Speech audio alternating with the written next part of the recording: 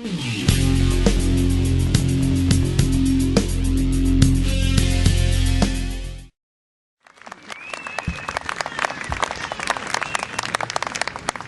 you very much. Isn't it a great day for a tea party? Yeah!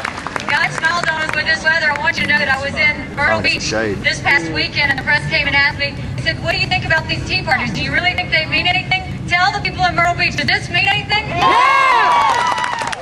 And I was in the great town of Aiken yesterday, and the press came and said, don't you think the tea parties are dwindling? You tell them, are the tea parties dwindling? No! You know what I told them? I said, we're just getting started.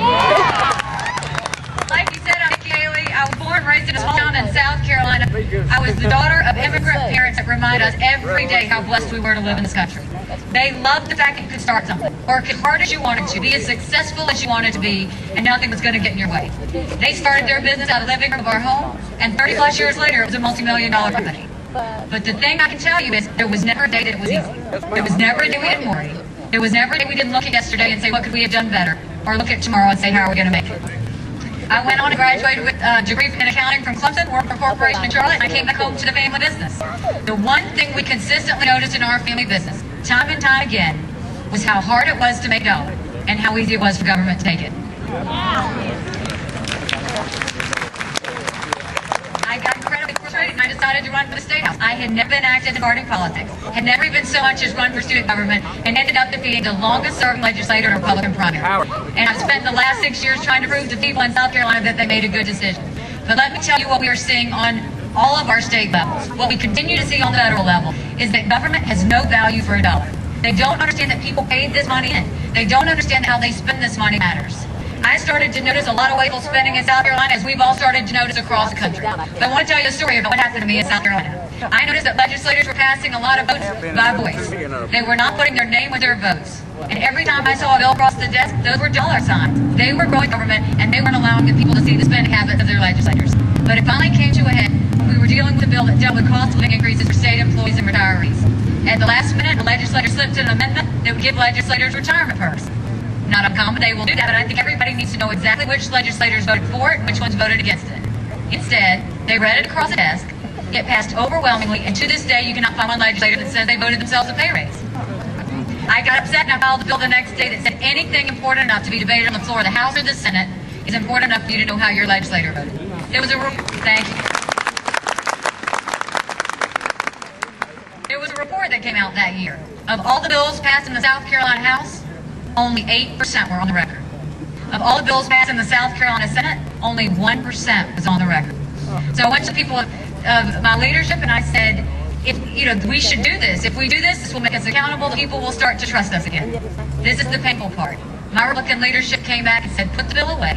We don't need to have it. We will decide what the public needs to see and what they don't. Now, to put all this into perspective, let me tell you a little bit about my legislative career. My first year in office, I was chairman of the freshman class. My second year, I was majority whip. My third year, I was put on a powerful business committee. And my fourth year, I was subcommittee chair of banking. The year that I wouldn't put the bill away, the year that I fought to get legislators to vote on the record, they stripped me of everything. Now, I tell you that because I was not a victim of the process. I was very aware if I pushed forward, there would be punishment today. But while they were trying to show my colleagues, this is what we do to someone that steps out of line, I was trying to show my colleagues, this is what happens when we step out of line. I'm still strong. I'm still standing. I was very aware of who I worked for. It wasn't anyone in that state house.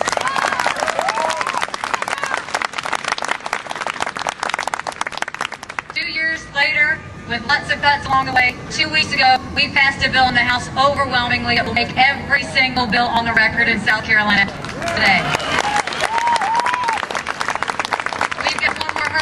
I know we're going to do that, but I'll tell you what happened to me is not uncommon. It happens in every state in this country. And as a reason, we have to have term limits in every state and in D.C. as well.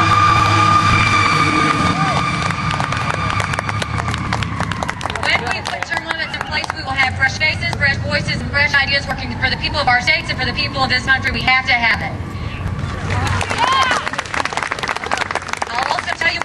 That all of our budgets and all of our spending is online. You are busy and you'll probably never look at it, but if our legislators know that you can see it, they'll have to behave with how they spend it.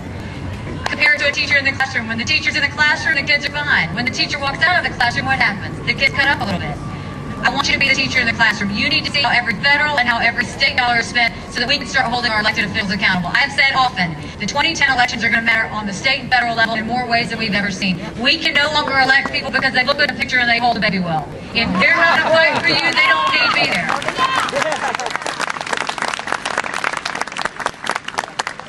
I've been very critical of my party, and the reason I've been critical of my party is because government was intended to secure the rights and freedoms of the people. It was never intended to be all things to all people. We never wanted a Washington bailout. We never needed a bailout of Wall Street. We never needed an auto bailout. We don't need stimulus packages. We don't need any money from D.C. What we need is for our governments to remember that they work for the people and not the other way around, and we need to make sure that we don't stop until we get that to happen in every state across this country, and to make sure that D.C. hears us loud and clear that we've lost faith in Congress, and now we're going to start to look to the governors of our state for good conservative policy.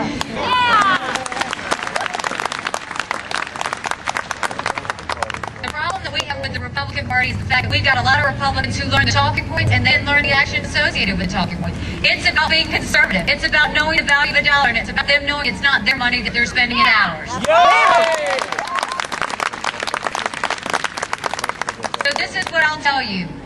Your primaries are going to matter. Your generals are going to matter. 2 years ago, I saw a lot of people that were frustrated but complacent. Now I can tell you, as I travel across South Carolina, and as we're seeing every state in the country, I have never seen people more spirited about their government and elected officials so scared. It's a beautiful thing. It's the way it's supposed to be.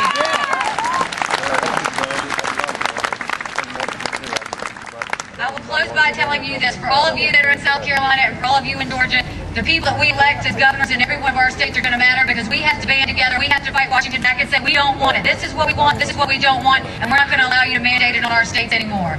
In order to do that, we have to turn around and make sure we elect true conservatives. We need to remind people that these two parties, it's not a party. These are Republicans, Democrats, and Independents that had enough and are saying we're taking our government back. And I need you to make sure you spread the word and get everybody to take their government back.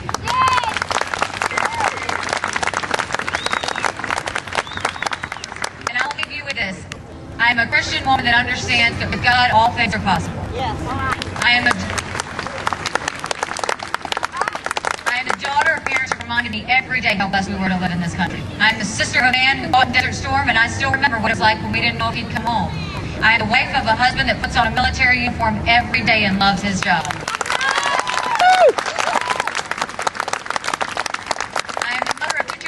Schools, and I care about what their education looks like, and I care about what kind of government they have. But I'm a legislator that knows what good government is, and I want the people of this country to know what good government looks like. Thank you very much. God bless you.